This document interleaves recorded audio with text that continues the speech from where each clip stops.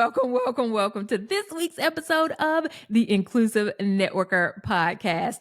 And who am I calling into conversation today? It is Mary Sullivan. I am so excited to tell you all about her. If you don't know me, I'm your host. I'm Dr. Ramona, and we are so excited about this conversation that we're going to have today because we are going to talk about all things Super Bowl. We are going to talk about her lens. We're going to talk about career transitions and influence. So let me tell you first a little bit about Mary. So Mary Sullivan is an executive leader in the financial services industry with over 30 years experience. She began her career after completing her master's in Spanish and undergraduate in political science.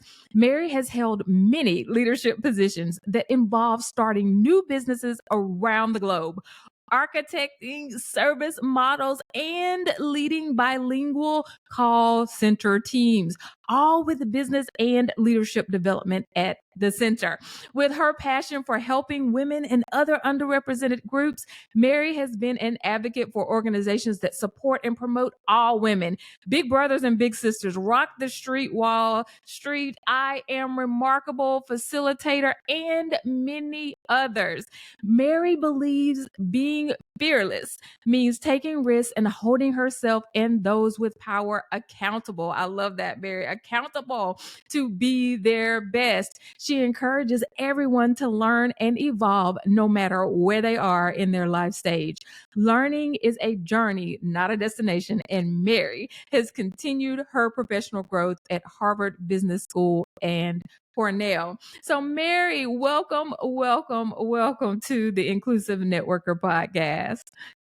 Thank you so much, Dr. Ramona. And I'm going to start out by telling everybody the reason I'm hoarse is because I was at the Super Bowl celebrating my Chiefs.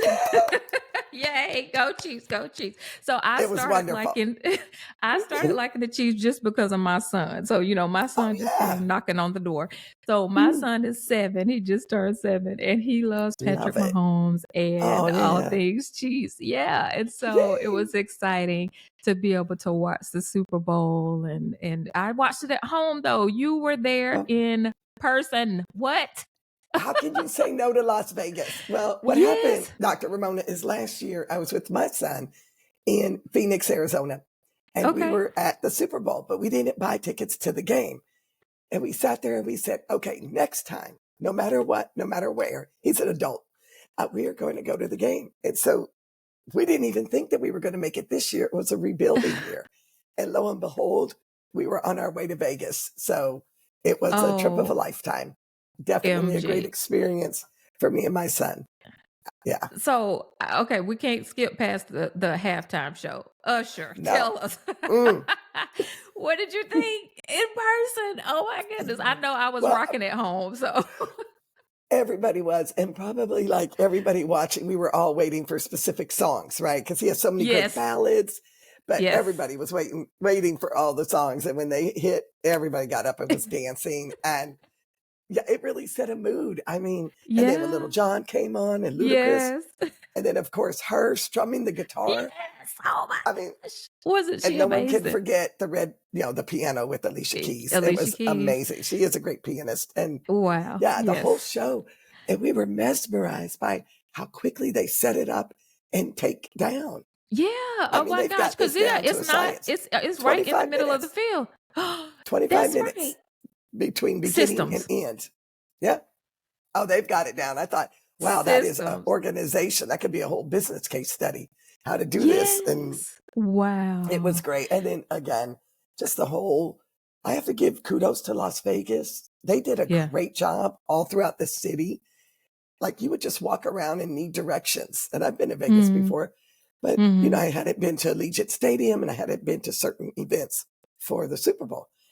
And they were having people all over the place directing you and helping you. Just out of the blue, I thought, wow, that is really nice and great service. So they, end to end, from the minute you got off the airplane in the airport, they were greeting you for the Super Bowl, designated in their colors of the purple and red for the Super Bowl. It was beautiful. Awesome. It was a good experience. So, wow. once in a That is a lifetime. thing that I would W really wanna do one day is just actually go to the Super Bowl with your in son person. is Yes, with my it son.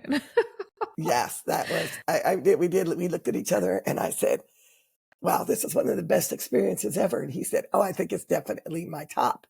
And he's expecting a child, and I said, "Well, I think when you have your Oh, child, you will know that it's not the number 1, but it's in the top 5." yes. Wow. Well, Yeah, that it was was very an special. exciting story, and your Yeah. voice sounds great. So we are happy that you got that experience. If you had to come on here a little bit hoarse, then that is okay. Good, good. Yes. So, back to all the amazing things and your accomplishments, and let's talk about how you got here. And Yeah, so, I always ask people when they come on the show, what is your lens? What is your background? yeah. How did you even get to the point that you are? All of these types of things. So, what is your lens, Mary? So my name is Dr. Ramona is, to overuse the word, right, is very diverse in the Mhm. sense that my parents made a choice. They were civil rights advocates back in the 60s and made a choice to move to Kansas City, Missouri in order to Mm. provide us a more diverse upbringing. And so I come from an Italian American Irish family, so Caucasian, but we were Mhm. also very exposed to other cultures in our community, in our schools, and in our religion. And I think that just set the course for me to be curious, to really Mm. want to understand how others were adjusting, how Mhm. others were affected by rules, by politics, by choices. And that set up everything for me. And then as I studied Spanish, I also had the chance to go abroad. That opened up Mhm. another world for me. And just learning how to travel. And again, I'm going to go back to the word curious because I think that is what set that lens for me is to say, Mhm. I go home every day with my lens and my privilege of being a white woman. But at the same time, I'm willing to learn from others, understand their journey, and help and be an ally along the way. And that's what I Mhm. committed to doing. Yes, I love Yeah. that. And so a little bit about the things that you've done with women. You have a Yeah. podcast and it's Yeah. Sweet but Fearless. And I'm loving the title of this thing. Yeah. Yes, we are sweet, but we are fearless, right? So That's right. tell That's us a right. little bit more about that and then the work that you do and how you all came to that. So, Dr. Ramona, it came about because we felt, also another lens is I was one of the few women in a largely male dominated financial services when I started. So, Uh-huh. oftentimes I was the only woman at the table and certainly the white woman at the table, right? There were hardly any women of color at the table either. Mm. And one of the things my colleagues and I noticed after 30 years and after a lot of work recruiting and developing talent of all levels and all backgrounds is that we still had a void. We still had a void Mhm. in the own industry that we were a part of. And we also felt there was a void across many other industries. And it specifically fell off in that frontline female leader space where either they weren't getting the attention and the coaching and the development they needed to move forward, or they were being pigeonholed into certain roles and therefore Mhm. not given the juicy roles, right? The roles closest to the money, the roles closest to the client. Mm. So we created Sweet But Fearless because we felt we could accelerate that and help plug up those holes for women in the workforce by our own development of learning and through coaching and through specifically our podcast. We felt like Mhm. your podcast that we could give a lot of gems out there to individuals and really help them learn and grow along the way. And all they have to invest is time to Mm. listen and learn and absorb the information. So we started with it, and now we're going on 4 years and over Wow. 7,000 followers, and we're very excited on our journey. Yes. Yeah, Yes, and that's a lot of this idea of equity that we talk about and how do we yeah, make sure that women are able to access the resources that they need and access the things that they need. And a lot of times we are seen as the ones who are doing the more touchy-feely, soft jobs, and mhm, we're not seen as the ones that need to be educated to be the leaders. And then when we are trying to become the leader, we're seen as this people use this term alpha, woman Oh, yeah. and, Yeah, you know, yeah. all these kinds of things. And it's like, no, I just want to fulfill my purpose in the world just like you do. And it's, you know, all of these terms and things that we get labeled with when we're wanting to be women who are successful in the world. And so I really love what you're doing, and I'm grateful that you all are taking that on. So I have a story, that will Yeah. actually amplify that, and so I was Mhm. working for a large firm, the largest mutual fund company in the world, and they Mhm. had an office in, Charlotte, North Carolina.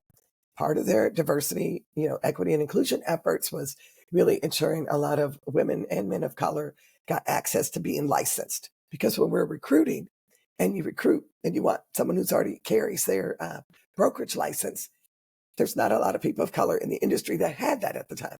So Mhm. we were like, well, let's put them through a lot of training. Let's get individuals, get them up to speed. Let's get more parity.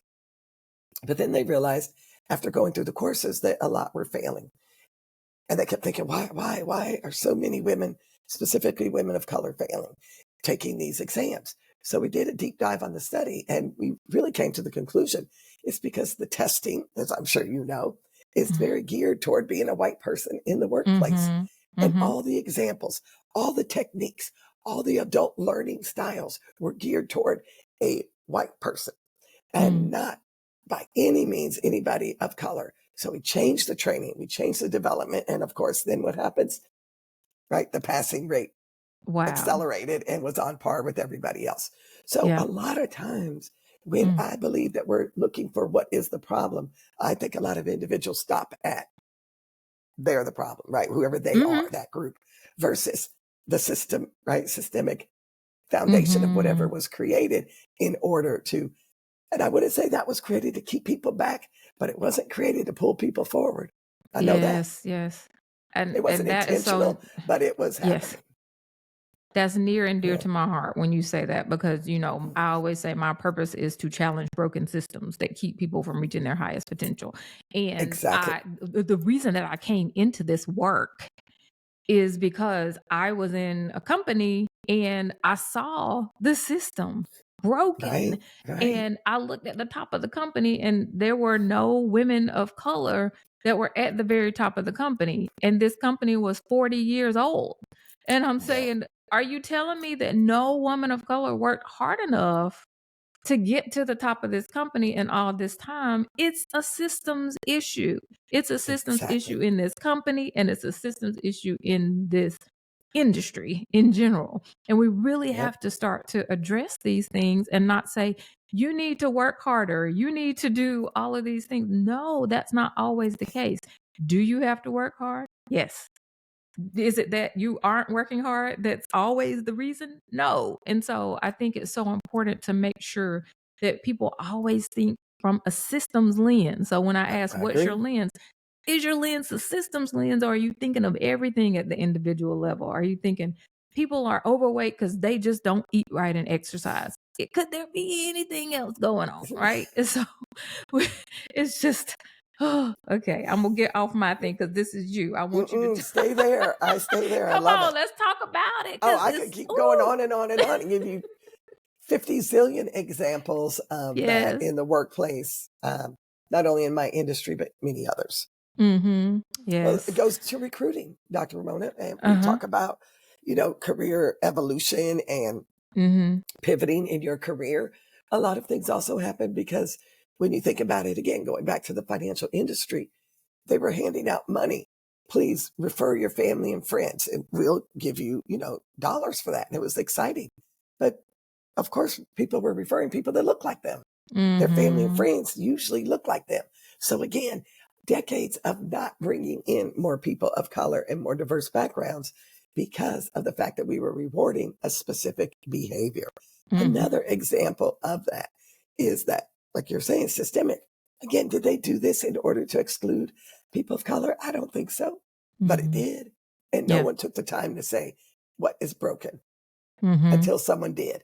And that was right after George Floyd, when they Yeah. made a big difference of saying, wait a minute, let's go through every single process with a different lens. Mm hmm. Yeah. Absolutely. So as we're thinking about that, and we said, we go into this topic of career transitions and how Yeah. people move into different things. Tell us a little bit about the work that you do with helping women with those transitions, because a lot of the listeners of the Inclusive Networker are, building this thing on the side. They're building this Yeah. business and they also have full-time jobs. Even me, I'm a Hmm. full-time professor, right? Yeah. I Yeah. have a big full-time job. And I Yes. do this business and the speaking, coaching, and consulting. So when you're thinking about this idea of transitioning in your career, what are some of the types of things that you do with women or that you teach women about that process? So the first thing we do is we created what we call the RX3 methodology, Okay. RX3. Mhm. And that stands for reflect, research, and rebuild. And the reason we created that is when we went through all of the processes, taking that lean methodology and through all of the steps, it really boiled down to every single adult learning technique that we felt we could impart with others came back to that, came back to the RX3. It all started with doing the reflection on yourself, really thinking through what is your brand. When you're thinking of a career transition, or maybe you're in your 9 to 5 corporate and you're wanting to move into entrepreneur or add another business, it's always about what is my brand and what can I transfer, right? What are my transferable skills that I like? Because this is a chance to leave behind the things you don't like. Don't bring those with Mhm. you. This is your chance. You're rebuilding. So take that through the reflection. We have different, sources to help you with that. Surveys, you know, um, um, quizzes, all sorts of, different techniques to help pull that out of you. But really thinking through what is it that you would like to do? How do you want to spend your day? And who do you want to serve? One of the reasons when we started Sweet But Fearless is we wanted to serve the women that we chose, right? We Mhm. wanted to specifically serve women and specifically in underrepresented groups. So now we get to do that. You don't Mhm. always get to do that in your nine to Mhm. five in corporate America, but we did get to do that by starting our own business. So that's why I know that was true, that really starting with reflection and choosing what you want to do and who you want to serve and how you want to do it is critical. Then we moved into, when you're thinking about career transition, doing the research. You have time. And that's why I do recommend to individuals to do it while you have a job. I've pivoted to a entrepreneur job before and left one and started the other. I would not do that again. I would always do it while I was working. It's so Okay, much that's more for good. me. That's good That's just for advice. me. There's Mhm. others that are like, no, I have to be all in. And I thought, no, Mhm. I needed my safety net. I Mhm. needed that paycheck in order to hold me over being a single parent. I needed that. So if I would just suggest to anybody, think through that. Do your Mhm. research. What is comfortable for you? Because Mhm. most businesses take 2 to 3 years to get off the ground and start generating the revenue. And especially when you're thinking about replacing the revenue you were generating, that takes a lot Mhm. if you were making a nice 6 figures or close. Mhm. So doing your research on how you want to do business and where you want to do business, we always recommend that to everybody. There's many great career sites like Career Site Builder, all sorts of places where you could go and type in all your interests and it really comes out with different job descriptions. I tell people to peruse LinkedIn a lot. Look at Mhm. individuals that you admire or that you work with and take a look at their LinkedIn. What does it say about them? What is their description? And then go do some research on that. I use Indeed, Glassdoor, many different places that are free in order to do a lot of research to help individuals. And I coach others to go to these places. I'm like, your time spent with me is for a dialogue, is for me pulling information out of you and giving you advice.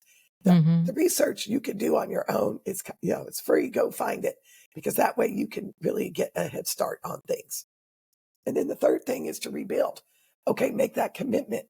Are you going to rebuild a skill? Are you going to rebuild a thought process? Are you going to rebuild a lens? What are you going to rebuild? Because again, Mm. if you're pivoting into a new career, you're probably not just doing the same thing. Even when we think, let's say someone said, well, why don't you just open up your own financial investment advisory firm? And I said, that could be very interesting. And yes, I am skilled to do that. But is that what I want to do all day long? No. I didn't want to do that all day long. So when you're thinking about rebuilding, you have to go back to the first 2 R's, your reflection and research, and see, are you being true to them all along the way? And then get the support you need. It may be from a business coach.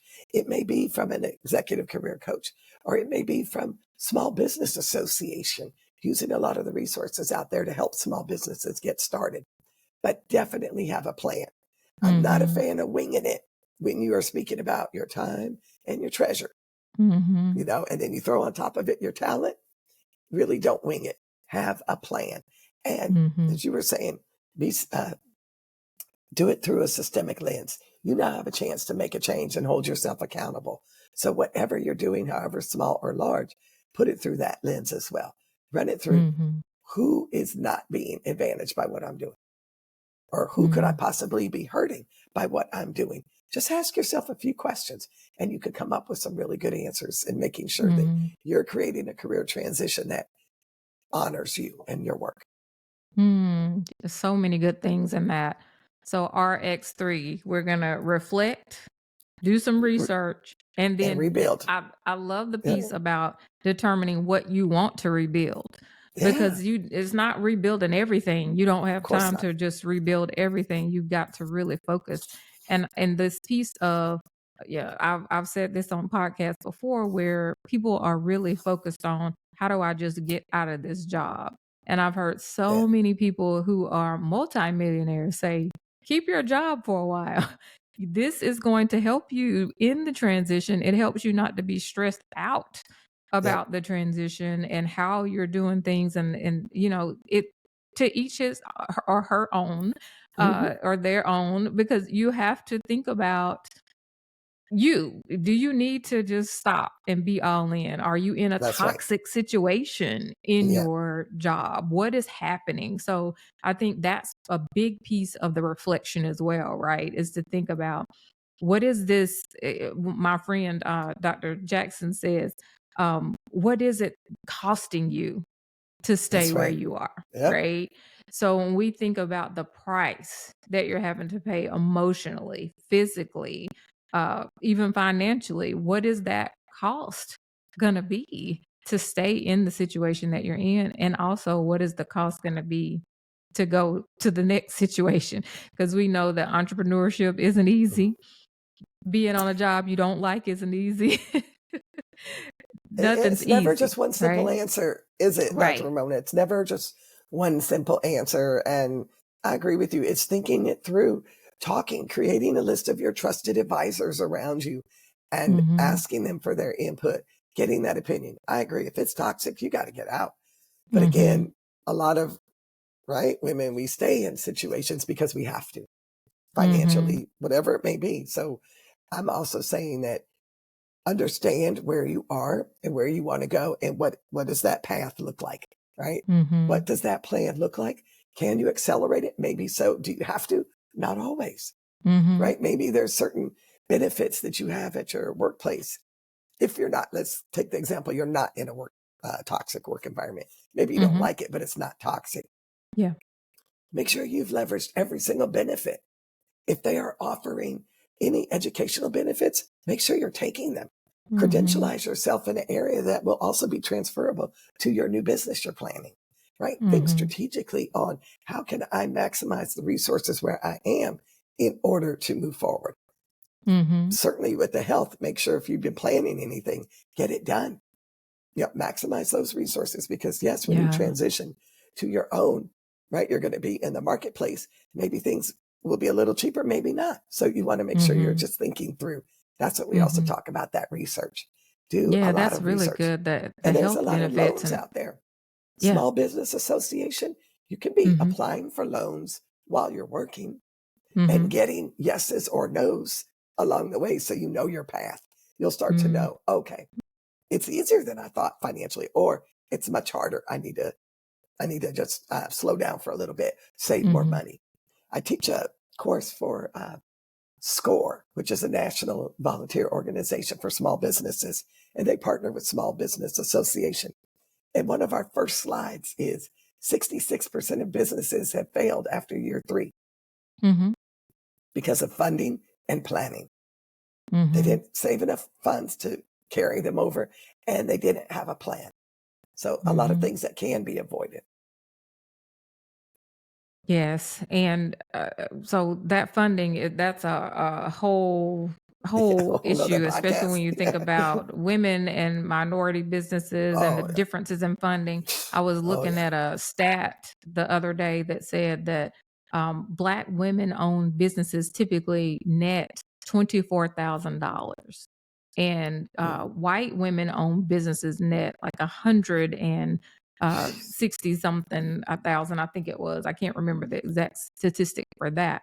But the what 24,000 stuck out to me because I'm like, look at the gap here. That's bigger than the pay gap in It's a corporate America. huge Yeah. wealth gap. And that is Yeah. is a huge thing that we really need to start to think about, and to think about how do we make sure that people don't get to that 3-year period where That's they right. haven't planned and they don't have Yep. the funding. And so, oh, that we can do a whole another podcast on how you get funding and where you get Mhm. get that from.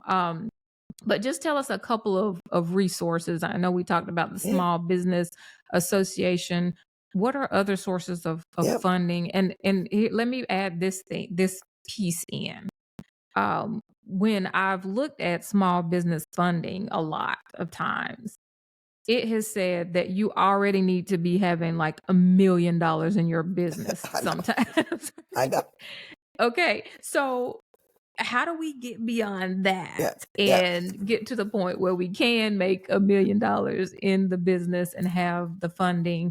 So where does a person start? Yeah. Because they're not necessarily starting at $1 million to get the small business funding, right?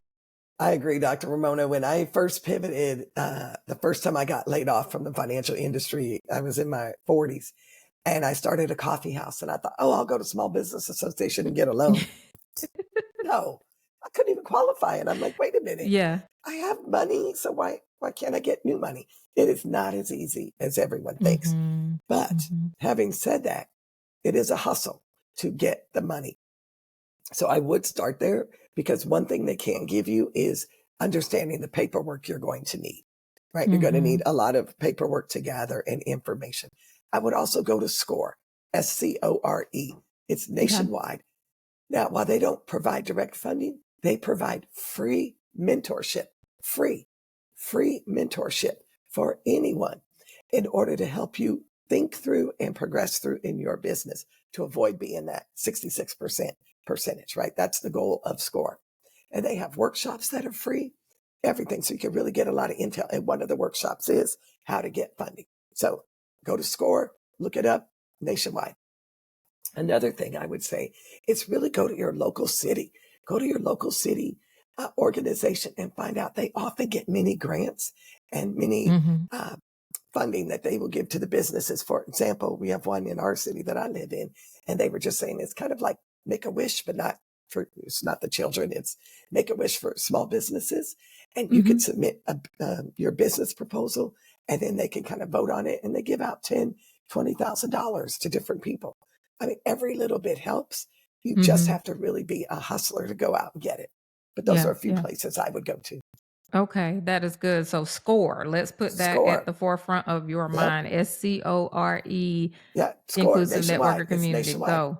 Okay. Yep. Yes, absolutely. And I love the idea that it has the free mentorship, because sometimes you just Free. need to start to speak the language, right? Exactly. We say that. Yeah. And you need someone to really kind of pick apart your homegrown idea that all your Mhm. family and friends told you was wonderful. Okay, Mhm. but I need non-family and friends. I need people Yes, who that's don't good. know me to Mhm. buy my services. Mhm. Yeah. Ooh, I can just end the podcast right there. There That we was go. good. That's it. So let's talk about though this one last thing about influence. So how do we gain the influence? Because I know a lot Yeah. of women and minority business owners, we are constantly trying to make sure that we have recognition for the Yep. work that we do. And we're trying to, we want to have impact and influence. Hmm. So, what are some of the tips that you can give us for how we grow that as Yep. we're growing our businesses? So one of the things, Dr. Ramona, when I was teaching influence as well as being a part of it, right? Myself trying to become more influential in my workplace is definitely determining what your brand is. You Mm-hmm. have to know what people think about you and say about you. That is your brand. Your brand isn't Mm-hmm. what you say about yourself. Your Right. brand is what others are saying about you. And first of all, realizing, is there a difference between that? Close that gap, but really solidify what is your brand. And the easiest way to create a brand is to become an expert in something. And when I say Mm-hmm. become an expert, it could be as simple as becoming an expert in organization, becoming an expert in having, and I'm not saying these things are easy, having a very effective meeting, right? Be known for something. It can be Mm-hmm. small, it can be huge, but pick something that amplifies your skills and really that you can become known for. So that when Mm-hmm. anybody in the organization wants that done, they're going to come to you for that expertise. And Mm-hmm. then once you have become that expert, teach it, share that. I know a lot of times we think hoard it because then they'll have to come to me. But believe me, if you want to be influential, be the teacher, be the one that Mm-hmm. is creating different individuals. To take it back to the Super Bowl, of course, when they talk about Andy Reid, the head coach, they talk about his coaching tree. Who, Mm-hmm. and one of the gentlemen across from him was part of that. Who out there in the coaching world came from him, his tutelage? Who was a Mm-hmm. defensive coordinator? Who was an offensive coordinator, quarterbacks coach? They look for great coaches to also mentor and develop other coaches. That's the same Mm-hmm. thing when you want to be influential. Not only what is your brand, what are you known for, right? What is your expertise? But then who are you teaching and mentoring? Because people will say Mm-hmm. that, especially in corporate America. Oh, you worked for Mary? Oh, okay. Then I'll know 3 things about you. I know you Mm-hmm. will be, right? Mm-hmm. Informed, prepared, Mm-hmm. inclusive. They're going to start saying the things that are part of your brand. I think Oh, that's one of the ways to become influential. yes, that is so good. And to think about, a lot of times, well, a couple of things that have come to mind. A lot of times we don't do that because we have this imposter syndrome and we think, Yeah, well, I'm not an expert. There's no way that I can teach other people. People are going to think I'm silly if they hear the words that I'm saying. But we often think when you're becoming an expert, you know so many more things than a lot of other people. So serve who you're able to serve at that moment. exactly. And then as you grow, serve the next level, right? There's You don't levels to have to this, know the as we say. most. You just have to Yeah, know 20% more than the person you're teaching. exactly. It's And a not lot that of you people have to know do. the most. Yeah. Mhm. Yes. And then then embracing that That's right. and getting yourself out there and being visible, because I Yes. think that's something that we have knowledge, we have all of this information, but we're scared to be visible. Ooh, yeah. We're sweet, but we don't have the fearless piece We yet, don't have that right? fearless in there yet. Yep. Yeah. So let's end on that. How do we become fearless? How do we put this stuff into action so that we can make that career transition? We can have the influence that we need, and we can go out there and be the bold women that we are created to be.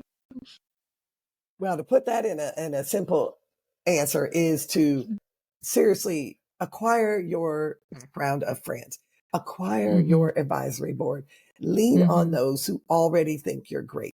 Do not look for the Mhm. naysayers to build you up. Look for those that are already in your corner and think that you are fantastic and ask them to give you opportunities. Create that plan.